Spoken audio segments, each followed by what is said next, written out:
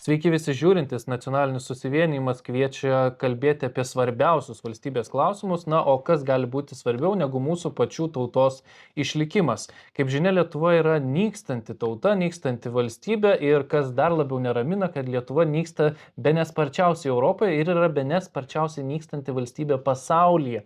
Kodėl susiklosti tokios priežastys, kodėl turim tokią situaciją ir ką galim padaryti. Šiandien kalbame su Rengimo šeimai asociacijos nare ir nacionalinio susivienimo taip pat nare Asta Katutė. Asta, sveiki. Sveiki. Asta, iš tikrųjų norėtųsi pradėti tą diskusiją nuo to, kad buvo ir valdančiųjų daug pasakyta nerimo žodžių, susirūpinimo ženklų, tačiau daugiausiai diskutuota būtent apie socialinę ekonominę pusę. Kad sako, jeigu išspręsim socialinę ekonominę pusę, tai tas gimstamumas didės. Ar iš tiesų yra taip, ar tik tai socialiniai ekonominiai klausimai išspręstų gimstamumo problemą Lietuvoje?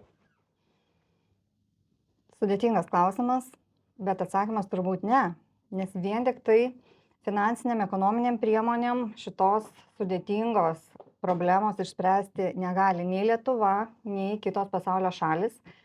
Iš tikrųjų, ne tik Lietuva susiduria su šita problema, tai yra viso pasaulio, ypač išsivysčiusių šalių problema ir šita tendencija gyventojų skaičiaus, gimstamumo skaičiaus mažėjimo tendencija jau stebima kurį laiką. Mes kaip Lietuva šitoje vietoje pirmaujam dėja, kaip ir Tamsta pats pasakė. Ir Lietuvoje šiais metais mes dar neturime tikslių skaičių, kaip vyksta gimdymo namuose procesai, bet pernai iš tikrųjų mes turėjom tik tai 17,5 tūkstančio gimdymų, kai prieš 35 metus Lietuvai atgavus nepriklausomybę, tų gimdymų skaičių būdavo apie 60 tūkstančių per metus. Tai koksai ženklus 3 kartus kritimas. Taip, 3 kartus kritimas, tai iš tikrųjų beprecedentis dalykas. Ir jeigu pasižiūrėjus, kaip sekasi ir mūsų regionui, nes tikrai negalim žiūrėti vien tik į save ir turim žiūrėti, ar tai yra, kiek tai yra susijęs su mūsų kaimynais, kiek su mūsų geopolitinė situacija, nes apie ką ištisai irgi diskutuojame, tai mes esame žemiau ir ES suminio gimstamumo lygio.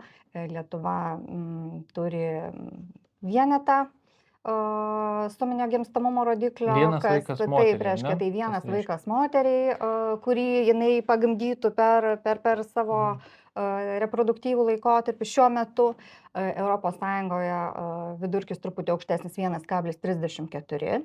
Kaip matom, aukščiau, bet ne pernelyg, ar ne? Tada galima palyginti su pasauliniu kontekstu 2,3, kaip ir tikrai aukščiau, bet reikia turėti omeny, kad tas kartų kaitai atsinaujinimui reikalingas rodiklis yra 2,1 vaiko vienai moteriai. Asta, o kodėl pagrindė susiformavo pas mus tokia padėtis? Šiaip žiūrint per 35 metus ekonominė situacija, sako, pas mus neatrodo, kad jinai prastėjo. Tai kodėl Lietuvoje taip susiklosti, kad mes turim skaičius 2,3 pasaulyje? Akivaizdžiai vis tiek auganti pasaulio populiacija. Europa sako senstantis žemynas, bet vis tiek tas vidurkis didesnis negu pas mus. Kokios priežastis jūs manot, vis tiek dalyvaujat Rengimo šeimai, asociacijų veikloje, mastot apie tai, kas nulėmė, kad Lietuvoje tokie skaičiai? Taip, pati demografija yra iš tokių 3 dalių susidedantis mokslas, tai yra tiek gimstamumas, mirštamumas ir emigracija. Visos 3 dedamosios jos yra labai svarbios. Ir jeigu sustatėte klausimą, tai atsakymas iš tikrųjų mano toks, kad visų pirma mes turime žiūrėti, ką mes darėme nepriklausomybės pradžioje. Nepriklausomybės pradžioje ir vėliau įstojus Europos Sąjungą netekome apie 1 milijono mūsų gyventojų. Tai nuo 3,7 milijono 90 metais iki 2,8-2,9 dabar. Tai yra ženklus tiek pačių gyventojų skaičiaus išjudėjimas į kitą vietą, į Europos Sąjungos valstybės, dažniausiai Skandinavija, Didžioji Britanija, bet taip pat tai buvo ir mūsų gimstamumo potencialo sumažėjimas, nes dažniausiai išvyko jauni, energingi, darbingo amžiaus žmonės, kurie dar tik planavo, dalis jų tik planavo kurti šeimas, ar ne? Ir tas šeimas jie sukūrė jau nebe Lietuvoje, reiškia, jie jau gausina ir stiprina tas valstybės, kurias jie pasirinko kaip savo gyvenamąją vietą. Tai iš tikrųjų labai svarbus akcentas ir žiūrint plačiau visam areale, tai rytų ir vidurio Europa, jinai irgi šiek tiek aukštesni skaičiai, ne vienetukas, kurį mes pasiekėm 25 metais, bet tarkim Lenkija 1 su truputuku, Vengrija 1,4, 1,5 suminis gimstamumo rodiklis, Čekija 1,5, 1,6. Šitas regionas pasižymi žemesniu suminiu gimstamumu negu, tarkim, Skandinavija. Ir mums kaip visą laiką įvairiose Bet ten srityse. turbūt kurdai daugiausiai. Tai taip, gimdo aš ir švedijoj. noriu pasakyti, kad mums dažnai Skandinavijos šalis būna kaip pristatomos iš šito regiono, reikėtų imtis gerųjų patirčių, ar ne? Taip ir demografai analizuojantys situaciją irgi neretai nurodo, kad reikėtų žvilgterti į Skandinaviją ir imtis Skandinavijos šalių patirties, nes tenais suminis gimstamumo rodiklis yra apie 1,7, 1,8, 1,9, na, tiesiog varijuoja, ar ne, skirtingoje šalyje.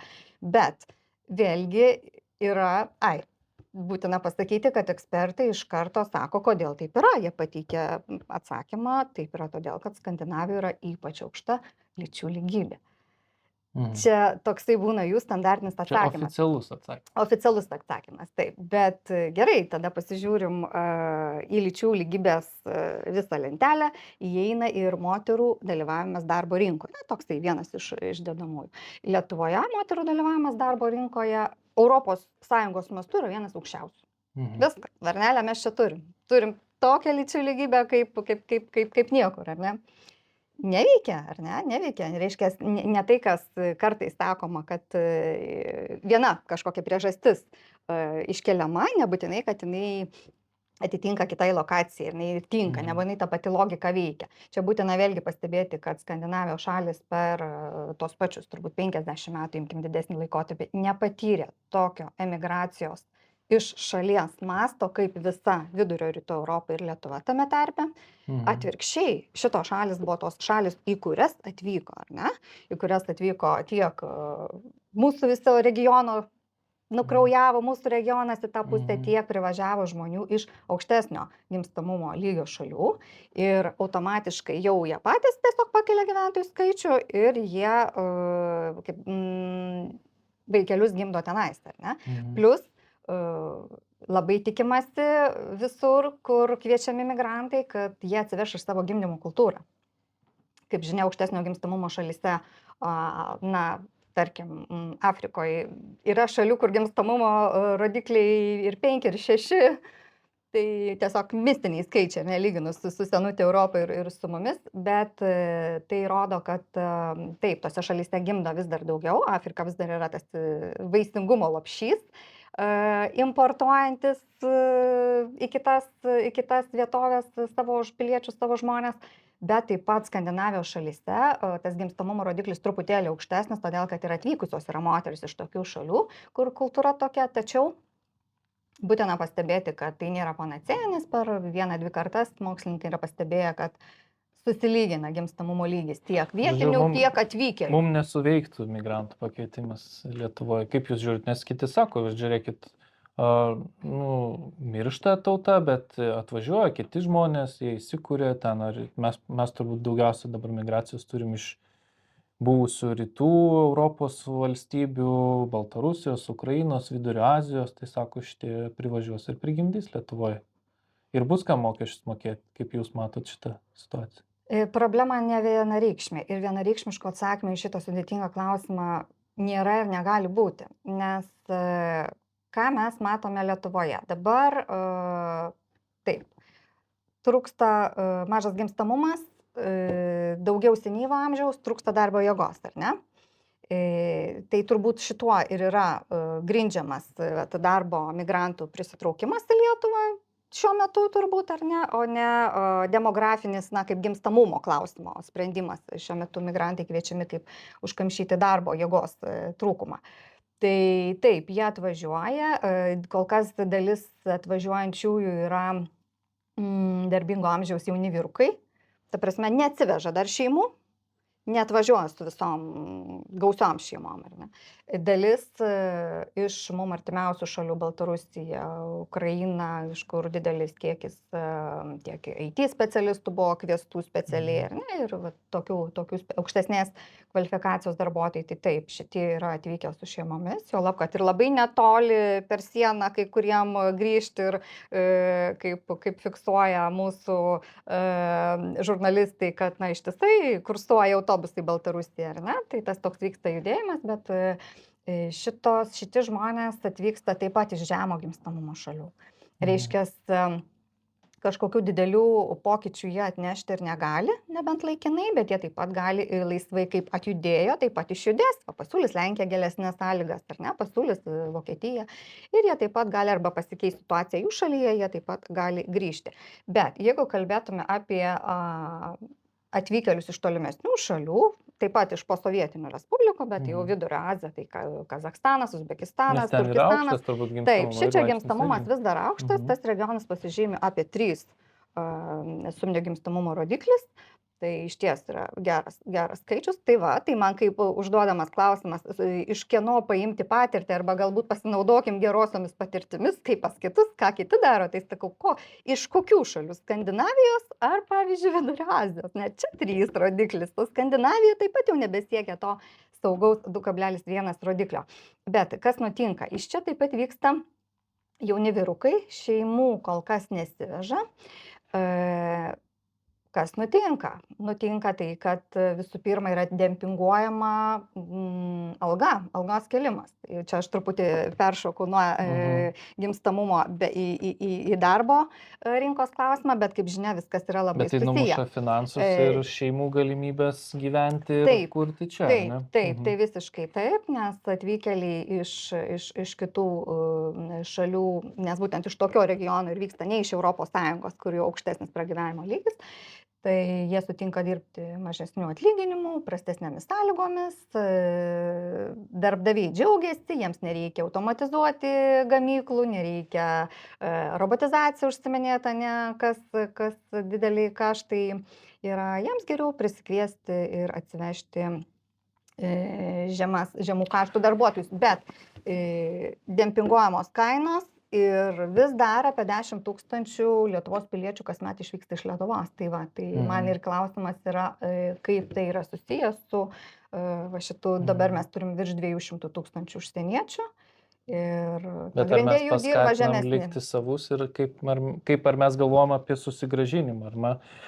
Asta, mano klausimas dar buvo, jūs paminėjot vis tiek, kaip jūs sakėt, aukštesnio gimstamumo regionai, valstybės, vis tiek atrodo, kad o tie regionai tikrai nepasižymi gera ekonominė socialinė situacija arba palankia šeimos politika, apie kurią mes čia nuolat diskutuojam.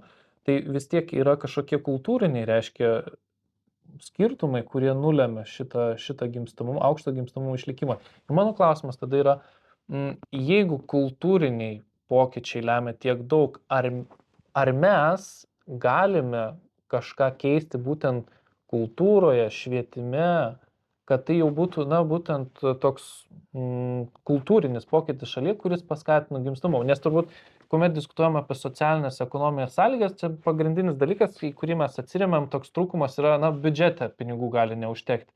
Tačiau kaip dėl to kultūrinio pokyčio čia yra įmanoma kažką padaryti? Yra šalių, kurios kažką darė, galbūt ir pasisekė keistą įvaizdį tokį, kelti tą šeimos prestižą. Kaip yra su to? Didžioji dalis rytų ir vidurio Europos šalių dirba ties to klausimu, taip pat jų biudžetai nėra perpildyti, kaip sakant, nelūžta nuo pertekliaus, tad jie irgi visos šitos šalis ieško optimalių, bet rezultatus duodančių kažkokių sprendimų, kaip galima būtų spręsti tas demografinės problemas. Tai intensyviai dirba tiek Lenkija, tiek Vengrija dirba.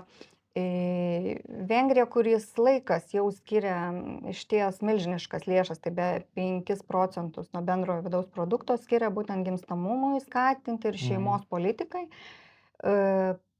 Ką rodo rezultatai? Čia 5% nuo BVP, ar ne, ką mes Taip, kalbam? taip, tai tiek, kiek mes daugmaž Gynybai, gynybai, tiek šeimos taip, politikai. taip, šeimos politikai, skaičiai milžiniški, kokie yra rezultatai? Rezultatai yra šioks toks pakilimas, bet nei viena iš šitų šalių nepasiekia saugaus 2,1%. Tokio rodiklio nepasiekia, dėja. Tada ir kyla klausimas, kas yra, ar ne, metamos labai didžiulės lėšos.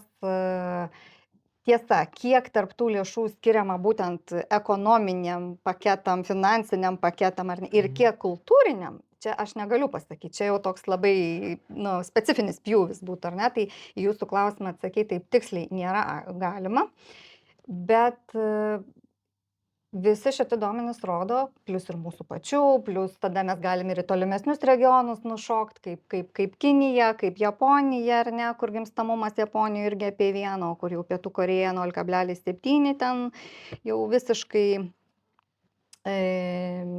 žemumos, ir ne, mums jau netoli, tiesą sakant, iki to, tai susizgribti reikia čia pat ir dabar, ir vakar jau reikėjo tą daryti.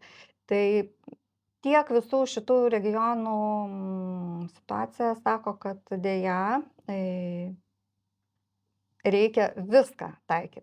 Tiek ekonominius paketus taikyti, tai yra jie, ekonominiai paketai gerina jau esamų šeimų situaciją ir galbūt skatina susilaukti antro vaikelio, na, tarkim, jeigu tu turi vieną, tai yra daug lengviau susilaukti antro, ne psichologiškai, jeigu žinai, kad tau valstybė padės, parems, nebus didelė našta. Bet iš kitos pusės, be kultūrinių priemonių, kurios tikėtinai ir daug mažiau kainuoja, tai didelio pokyčio ir nebus. Ką mes dabar turim Lietuvoje iš tų priemonių, arba iš tikrųjų, ko neturim iš kultūrinių priemonių? Na, pavyzdžiui, toks dalykas kaip švietimas. Ar ne? Kaip švietimas, tai jis atspindi valstybės poziciją, ar ne, ką valstybė nori, kad vaikai išsineštų kažkokias vertybės iš ugdymo įstaigos, kokie jie turėtų būti piliečiai, ką jie turėtų vertinti. Tai visą šitą valstybę gali nustatyti per ugdymą, per švietimą, valstybinį švietimą. Ir ką mes matome? Ar vaikai yra rengiami šeimai? Na ne, vaikai nėra rengiami šeimai, vaikai rengiami karjerai. Turim karjeros specialistus šiai dienai mokyklose. Tai rodo tam tikrą valstybės požiūrį ir tam tikrą valstybės, reiškia, vertybių hierarchiją, kurią jie diegia vaikams. Ne? Ir viskas gerai, reikia darbininkų, reikia darbuotojų, nes nedirbsi, nevalgysi, bet galbūt reikia ir šeimų, kuriuose augs vaikai, nauji piliečiai. Ir va šičia valstybė iš tikrųjų turėtų susimti ir padaryti. Buvo prieš kurį laiką toks rengimo šeimai modelis mokyklose, bet jis nebuvo visuotinis, nebuvo ir lėšų įgyvendinimui, nes tai prasme paliktas kiekvienas mokytojas kaip nori, ne, kažką išdėstyti, padėstyti ir taip toliau. Tada buvo planai integruoti į gyvenimo įgūdžių programą, bet dėja tiesiog ištirpo šitoje programoje. Ir kitokių dalykų. Taip, tai vat aš taip, į tą pamoką integruoti yra tokių įdomesnių, pikantiškesnių dalykų ir nereikia, čia turbūt mūsų auditorija turbūt prisimena, bet galima ir priminti, kad tiesiog labai daug prisidėjo prie gyvenimo įgūdžių programos įvairios antišeimiškai, sakyčiau, nusiteikusios NVO, ko pasekoje rengimo šeimai to modelio ir nebeliko. Tai taip, tai mokykla vėl turėtų grįžti tai, ką valstybė laiko siektinų ir vertintinų dalykų. Tai padėti vaikams suprasti, kas yra tikslas jų gyvenime, kas yra prasmė, tėvystė, motinystė, kad tai yra vertinga, kad kaip užmegzti santykius, kaip palaikyti, nes šiuo metu labai iš tikrųjų didelė problema tiek vyresniems, kaip vyresniems. Dabar visi labai jauni ir ilgai save ten jaunais laiko, ar ne, iki 30 ir ten daugiau, jauni suaugę, tas terminas, jauni suaugę, neskubantis pradėti tokio savarankiško gyvenimo. Bet tas biologinis laikrodis nesivadovauja šitom taisyklėm. Jo, biologinis nesivadovauja, tai va, tai mokykloje taip pat turėtų būti daug informacijos apie biologinį laikrodį, kad, kaip sakant, jeigu išėjęs tu skirsi laiką studijom, po to karjerai, po to ieškosi partnerio, po to su partneriu kaupsi pradinį įnašą, būstui, nes dabar yra tokia jaunimo gyvenimo schema. Na ir žiūrim jau kiek čia metų, jau kiek jau 30 ar ne, ir vis dar taupom pinigėlius, šeimos dar, kaip sakyt, nepradedam, neplanuojam. Ta vėlyva tėvystė ir vis tolėjantis, vis tolstantis pirmo vaikelio gimimas apie 28-30 metus. Šiuo metu pirmas vaikas tiek Lietuvoje, tiek Europoje truputėlį vėliau vidurkis. Bet tarkim prieš 10-15 metų, 24 metų moteris gimdydavo pirmą vaikelį, vidutiniškai be abejo. Tai atrodo, na, kas čia yra 5 metai čia ir čia, bet žiūrėkite, jeigu mes nuo 30 tik pradedam planuoti, kad, nu, pradėsim, jau galvosim, ar ne, apie papildymą šeimos. Biologinis langas yra trumpas. Moters biologinis langas iš tiesų yra nuo 20 iki 30 pačiam pike. Tai reiškia, visas tas laikotarpis, kurį mes skiriam karjerai, kurį mes skiriam Būtų produktyviausias šeimai. Taip, jisai būtų produktyviausias šeimai, bet dėja tos ašys dvi tiesiog susikerta, susilieja. Ir jeigu pradedama planuoti po 30, tai tarkim tik iki 40 plius minus yra tas langelis. Ir, pavyzdžiui, nuo 35 metų intensyviai krenta moters kiaušidžių rezervo balansas ir taip toliau. Atsiranda daug biologinių problemų pastot ir galbūt tai irgi yra viena iš tų priežasčių, kodėl Lietuvoje toksai žemas gimstamumas, tai iš tikrųjų atidėta tėvystė, atidėta tėvystė, vėlyvas gimdymas, tada didėjantis procentas kažkokių medicininių problemyčių, kuriom vėlgi lieka daug mažiau laiko išsiaiškinti problemą ir ją pradėti spręsti. Taip. Tų problemų yra, bet visą tai galima pradėti daryti, šviesti iš tikrųjų jaunus žmonės mokykloje apie prasmę, laimę, nes vėlgi yra tyrimų sakančių, kad santuokinės šeimos yra laimingesnės, yra tyrimų sakančių, kad tėvai auginantis vaikus, šeimos su vaikais, bet tėvai apklausiami, ne vaikai, kad jie akcentuoja, kad tai be abejo stresas, daug veiklos turint vaikučių, ar ne, bet gyvenimas prasmingesnis. Taip, gyvenimas daug prasmingesnis, yra aiški gyvenimo prasmė, aiškus tikslas ir apskritai, kadangi mes visuomeniai turim čia šio laiko epidemiją, vienišumo epidemiją, taip sako statistika.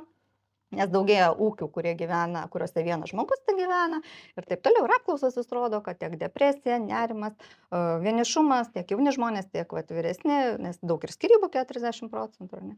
Tai juk artimi santykiai, kurie dažniausiai ir būna šeimoje, artimi, ilgalaikiai santykiai, jie ir yra tas sėkmės garantas, kuris galėtų spręsti visas šitas tiek psichologinės problemas, tiek vienišumo problemas, kurios atsiranda, kai žmonės nekuria šeimos, neranda partnerio, nes atsiranda ir tokios problemos. Būtent jauni žmonės, jeigu jų paklausta, kodėl jie nekuria šeimų, jie atsako, kad nėra su kuo, neranda.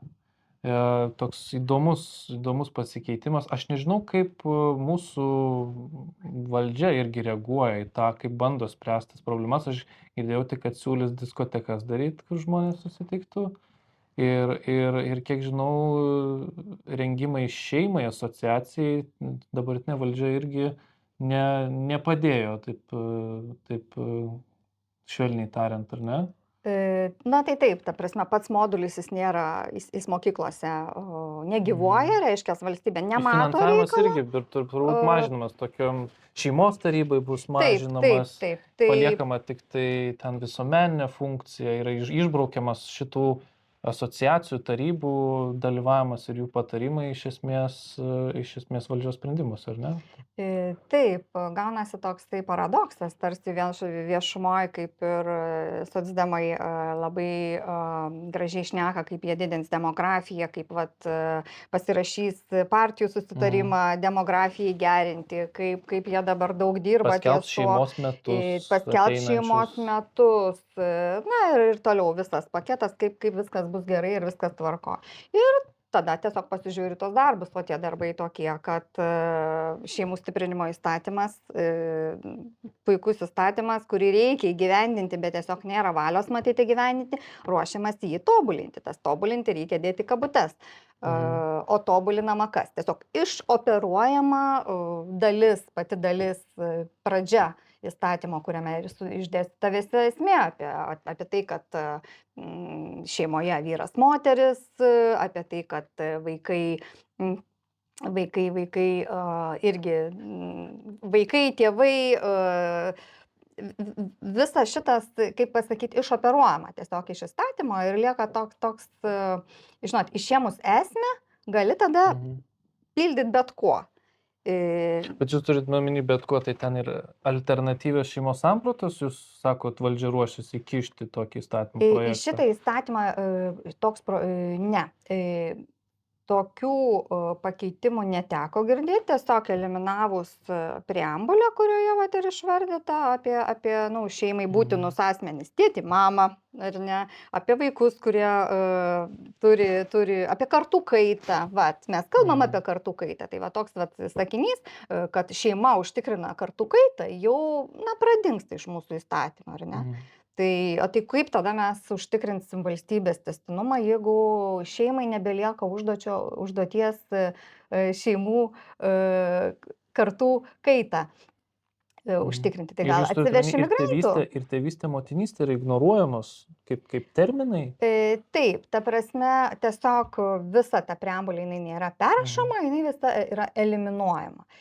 Aišku, tai vat ir sukelia tokių klausimų, jeigu reikia panaikinti tėtis ir mamą, tokius terminus, tai link ko tai einam, gimdytojas vienas, gimdytojas du, lyčiai neutralu, ar ne? Tie vat asmenys, kurie vaikus augina, yra lyčiai neutralūs. Arba vėlgi, jeigu nebelieka vaiko ir tėvų, kaip pasakyti, kažkokio ryšio, tai kas tada? Tai kažkokia, mes einam link kažkokios surogacijos, einam prie vienos mamos, tai žinot, yra pagalbinio pavaisinimo įstatymo pataisos siūlomos. Tai juda šitas įstatymas į priekį, tas pasiūlymas ir užtenka vienos mamos, moters, reiškia, noro, kad jinai norėtų turėti vaikelį ir valstybė pasiruošusi dėl demografinių paskatų, čia kaip mums pasakojama, kaip pristatoma, tokius dalykus besikertančius, sakyčiau, su visa etika ir taip toliau, nes vaikelių nebelieka jokios teisės turėti abudu tėvus. Taip. Tai va, tai tokie visokie, kaip sakyt, kertasi tiek tas PR-inis rūpestis demografija kertasi su darbais. Ir labai dažnai tais dalykais, kaip jūs minėjot, preambulės keitimu ir tokiais įstatymo projektais pasinaudoja LGBT lobizmo grupės, kurioms irgi atrodo dažnai pritarė irgi dabartinių valdančiųjų, esant tų pačių socialdemokratų gretose, ta pati premjerė turbūt nesibodė atstovauti iš esmės tą grupę, nes, kaip jūs ir minėjot, terminai tampa vis neutralesni, atėjusios valdžios atrodo keičiasi, tačiau vis labiau, kastruoja tuos įstatymo projektus. Aš atsimenu Latvijos vienos liudijimą, kuri buvo atvykusi, čia Seime buvo irgi demografijai skirta konferencija, ji įspėjo. Ji sakė, niekada neleiskite jokiuose įstatymuose, kurie susiję su šeima, užsiiminėti sampratų keitimu. Ten turi būti labai tiesmukai sudėta tėvystė, motinystė, kas yra vaikai, šeima ir taip toliau. Nes Latvijos patirtis, jau net iš mūsų artimo užsienio, ar ne, byloja, kad tik atsiradus kažkokiam neutralumui šeimos apibrėžime, ten pradėjo dalyvauti LGBT organizacijos, kurie irgi sakė, tai čia mes irgi šeima, nesvarbu, kad vienalyčiai, čia mes irgi šeimos ir taip toliau. Ir tada apskritai tas tikslas stiprinti šeimą toks pasidaro nebeaiškus, nes nebeaišku, kokias tu čia šeimas stiprini ir puoselėjai ir to tokio šeimos išskirtinumo kaip instituto, kaip vyro moters santuokos ir nebelieka. Tai čia mums irgi tokia grėsmė yra Taip, per tokius iš pokyčius. principo eina, jūs labai teisingai nusakėte kryptį, tiesiog vat, iš įstatymų išėmus tas dalis, kuriuose vis dar būdavo tėtis, mama, tėvystė, motinystė, vėlgi tokie žodžiai, ar ne, kur po to galbūt jau lyčiai reikės ieškoti neutralesnio, nes labai jie susiję Mhm. su lytim. Tai išėmus šitus dalykus, iš tiesų judama link to, kad tos sampratos tampa kuo labiau neapibrėžtos. Ir vadinasi, tada suinteresuotos grupės galės siūlyti įpilti į tas tuščius indus tokį turinį, koks bus reikalingas tuo metu. O žinot, kaip laikas bėga ir plečiasi labai supratimas, vat, kai kurių žmonių, kiek yra lyčių, koks tai skaičius, kas yra šeima ir taip toliau. Kas yra moteris, ar nežinau, čia garsus Mhm. buvo tyrimas, kad yra kai kuriems sudėtinga atsakyti šitas sąvokas. O kodėl? O todėl, kad jau yra išplautas ir visuomenėje nebėra aiškaus turinio, nebėra aiškios komunikacinės žinutės. Deja, moteris vis dar yra tas žmogus, kuris gali gimdyti vaikus, o ne tas, kuris įsivaizduoja esantis moterim. Ane? Ir man atrodo, mes čia truputį nukrypstam, bet kaip tik į tą ideologinę, toliau ideologiniu takeliu, kaip tik pasirodė įstatymo pataisos ar idėjos, kad gali būti vidaus pareigūnai, vidaus tarnybų pareigūnai ir jie gali turėti įvairių tokių preferencijų, kurios anksčiau buvo priskiriamos ligoms, Mhm. kaip translytiškumas, taip toliau, o dabar jau taip visokie tik sutrikimai. Translyčiai policininkai, žodžiu. Taip, taip, kaip vat, apie šitą aš ir bandau užsiminti, tai tiesiog, ar mes tikrai norim tuo keliu eiti.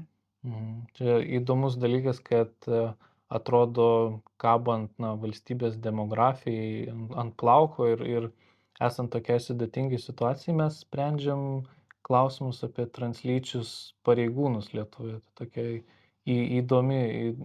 įdomus paradoksas šalyje. Asta, dar tikrai norėtųsi pasiteirauti apie tai, ar vis dėlto šiandien tą padėtį, kuomet jūs minėjot vienas, ten 0,99 turbūt, ar ne, ten buvo tas skaičius gimstamumo moteriai pasiekė Lietuvoje.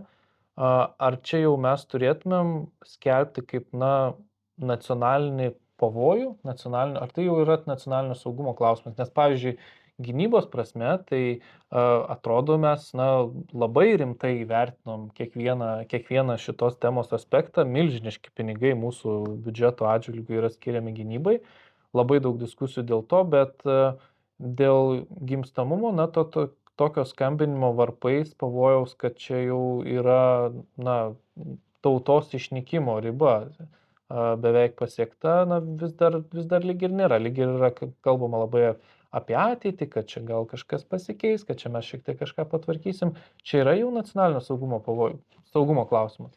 Taip, tikrai tai yra nacionalinio saugumo pavojus, nes jeigu valstybėje mažėja gyventojų, valstybė silpnėja ir silpnėja visomis prasmėmis. Ir reiškia, jinai nebegali turėti ir ateityje nebegalės turėti jau tiek policininkų, kiek reikia, ar ne, tiek gydytojų, nes tiesiog žmonių mažėja, tiek pasienio darbuotojų negalės turėti. Jau nebesurinksime tiek jaunuolių tarnauti mūsų kariuomenėje ir taip toliau. Iškės, mažėjant gyventojų visose sritise valstybė silpnėja. Kas yra silpna valstybė? Tai labai gardus kąsnis agresyviem kaimynam. Todėl nebejotinai gimstamumas jau yra tokioj kritiniai padėty, kad jis turėtų būti skelbiamas kaip nacionalinio saugumo klausimas ir analogiškai jis turėtų būti vertinamas kaip krašto gynyba. Tiek pat turėtų būti skiriama dėmesio, ekspertų dėmesio, žiniasklaidoj dėmesio, bet pozityvaus dėmesio. Ta prasme, su keliamom idėjom, kaip tai padaryti, su keliamom vizijom, kad mes turime auginti Lietuvą, mes turim išsaugoti tai, ką gavom ir turim užauginti ir kažką perduoti ir ne kažkam kitam atvykusiam mes norim tą perduoti, o mes tą turim perduoti savo vaikam lietuviam, kurie toliau galėtų tą tęsti mūsų kultūrą ir perduoti savo vaikam, kad ta Lietuva neišnyktų. Ir jūs teisingai pastebėjot, kad varpai skamba, bet ne taip garsiai, kaip reikėtų. Ir bandoma nuredukuoti į turbūt darbo jėgos trūkumo klausimą, kas vėlgi gali būti sprendžiama įvairiai. Ir mes žinom, kaip taip yra sprendžiama kvotomis, legalia migracija ir panašiai. Tačiau visa tai keičia Lietuvos veidą, tapatybę keičia. Štai vėl grįžo rusų kalba, ne, į Vilnių, intensyviai grįžo su triukšmu.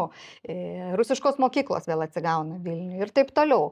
Tai keičiasi mūsų tapatybė. Kitaip tariant, Lietuva bus, bet be lietuvių. Tas senas ankstyvas sovietinis šūkis grįžta į realybę, ar ne? Kad Lietuva lieka iškaba, bet o kas čia gyvens konkrečiai, nebe taip Taip, svarbu. tai trūksta turbūt to naratyvo, kad vis tik pačiai valstybei, jos piliečiam, jos visuomeniai yra labai svarbu, kas čia gyvens. Tai jeigu nesvarbu, kas gyvens, kaip koks praeinamasis kiemas, praeinamasis butas, ar ne, šiandien vieni, rytoj kiti, tai viskas okei, vežam šiandien tuos, rytoj anuos, pakeliam vėliavėlę, kas dar nori, ar ne, tai čia galima gal dar ir priminti tuos skaičius, kad visoje Europoje gimsta apie 6 milijonai vaikų, o vienoje Afrikos šalyje gimsta daugiau, ten Nigerija ar Somalija per vienus metus. Ta prasme, galim mojuot vėliavėlėm, visus priimsim, ar ne, ir tačiau tai nėra išeitis, nes tai nesprendžia lietuvių demografinės tautos krizės. Ir išties turime daryti viską, kad kuo daugiau žmonių suprastų, jog čia mes ne tik darbo problemą sprendžiam, nespręsime ją robotais ir automatizacijom, bet turim spręsti tą ašinį klausimą, tai demografijos klausimą ir būtent jį sieti su lietuvių tautos išlikimu. Asta, kaip man dar toks klausimas iškilo, mes dabar turėsim, pavyzdžiui, referendumą, ar ne, spėjama, kad turėsim referendumą, jis dar turi būti, aišku, patvirtintas Seime, bet praėjo pirminius etapus, dėl šeimos sampratos, atrodo, pagaliau bus atsiklausima tautos šituo klausimu, na tai čia toks kaip ir plebiscitas įvyks, stengiantis išsiaiškinti, kas iš ties svarbu tautai šeimos klausimais. Tačiau kaip mes iš tikrųjų užtikrintumėm, kad tos priemonės, apie kurias mes daug paminėjom ir šiandien, kad jos tikrai būtų veikiančios. Čia reikia vis tiek kažkokio tyrimo, koks yra dabar planas, kaip mes, nes jūs minėjot, kad turi būti miksas ar ne kultūrinių ir socialinių aspektų. Tai čia reikia tyrimo vis tiek siekiant išsiaiškinti, ar tos priemonės tikrai suveiktų, arba kokios priemonės būtų priimtiniausios lietuviam, kad jie iš tikrųjų pradėtų gimdyti.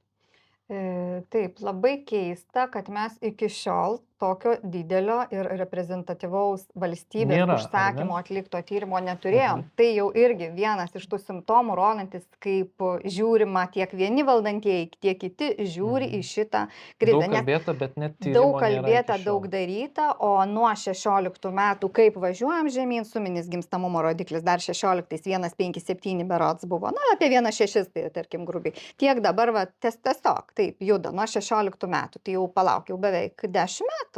Reiškia 10 metų, kiek mes per tą kadencijų čia telpa į tą 10 metų, kažkokių apčiopiamų, didelių tiek tyrimų nepadaryta, kad įsiaiškinti, kas lietuvių svarbiau, ar visas finansinės priemonės gal turime mesti į jaunoms šeimoms būsto užtikrinimo klausimą.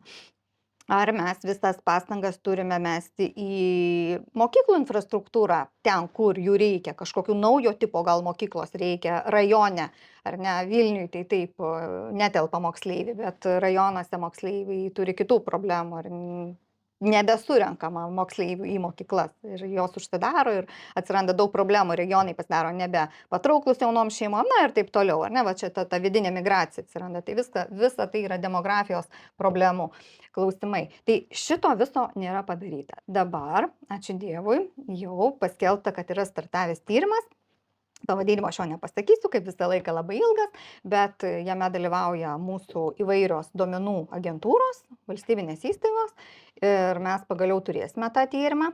Bet kadangi to tyrimo nėra, įvairius tyrimus dabar bando daryti visokios visuomeninės įvairios organizacijos, tai va vienas paskelbė, vienas NVO, tada kitas padaro, paskelbė kažkokius tyrimus, kurie va ir sukelia tam tikras irgi diskusijas, net to klausimų buvo. Ne per seniausiai 40% lietuvių neplanuoja šiuo metu turėti vaikų. Na, kažkas tokio, ar ne? Tai, tarkim, jau čia buvo privati iniciatyva, na, matyt, projektas kažkoks ir tada daromi tyrimai skelbiama, bet iš ties mes negalim jais naudotis, remtis 100%, nes nėra tokio reprezentatyvumo, kuriuo galėtų būti statoma, kurio pagrindų šeimos politika galėtų būti statoma, kuri vestų į rezultatus. Nes mes matom, kad per 10 metų dėja, bet kritimas minusinis. Tai verslo įmoniai su tokiais rezultatais, tai turbūt nebedirbtų.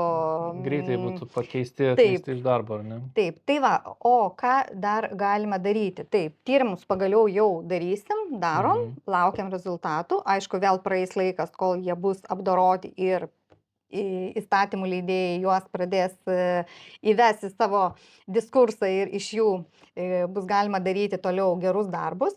Bet be abejo, privalu pajungti visų 100% pajungti būtent tą kultūrinį aspektą, šeimą, tėvystę, motinystę kelianti pirmą vietą, kelianti centrinę vietą.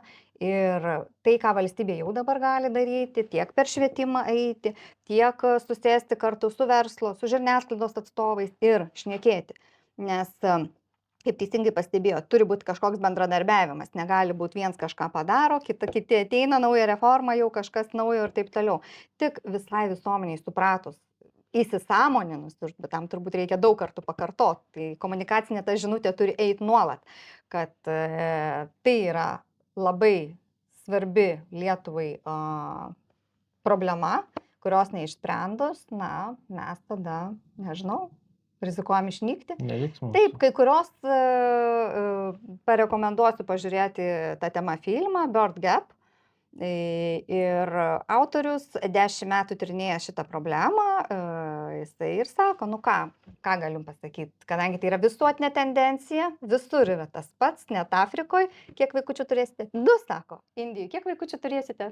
2, nes tiesiog brangu turėti, ten taip toliau, nu viską nežinom, tas pats Lietuvoje, ar ne?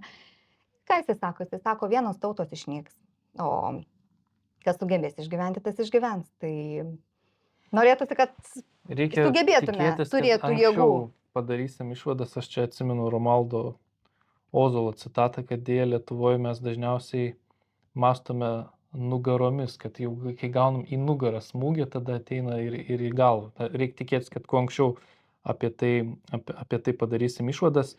Asta, pabaigai. Esat iš Kauno, tai negaliu nepaklausti. Kauno krikščioniški gimdymo namai dabar irgi buvo tema. Kaip jūs galvojat? Uždarimas, planuojamas uždaryti šitą gimdymo skyrių, kuris buvo toks išskirtinis Lietuvoje. Kaip tokie aspektai paveiks ir taip tą žemą Lietuvos gimstamumą? Kaip jūs galvojate? Visų pirma, tai rodo vėlgi tą patį skirtumą ženklų tarp piarinio rūpinimosi šeima, šeimos reikalais, siekimo, kad šeimai būtų geriau ir šeimai palankios aplinkos kūrimą ir tarp tų realių darbų. Nes tai iš tikrųjų buvo didelis šokas tiek Kauno bendruomeniai, tiek platesniam arealui, nes į šitą gydymo įstaigą vyksta mamos iš visos Lietuvos, jos labai geri atsiliepimai, vieni aukščiausio atsiliepimo apie gimdymą šitoje vietoje.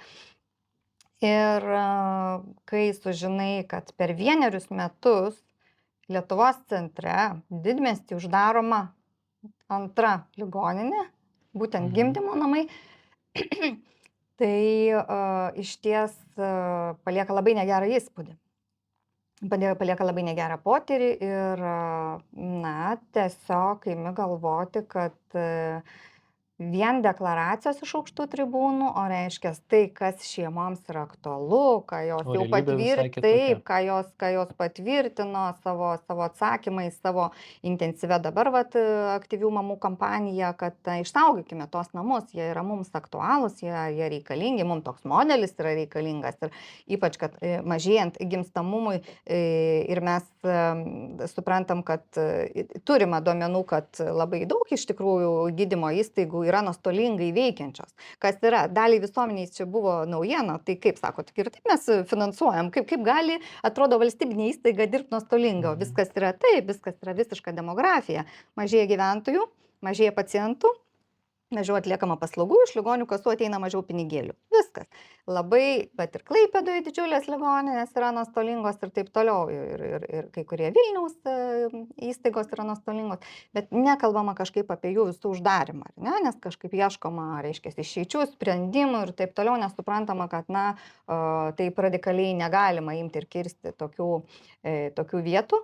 Bet mažesnės įstaigos, mažesni gimdymo namai, jie gavosi pirmi po peiliu, jeigu čia taip galima vaizdžiai pasakyti, setuojant, kad iš tiesų jie neišsilaiko, yra nepelningi, o gimstamumas, taip, visoje Lietuvoje mažėja ir mažės.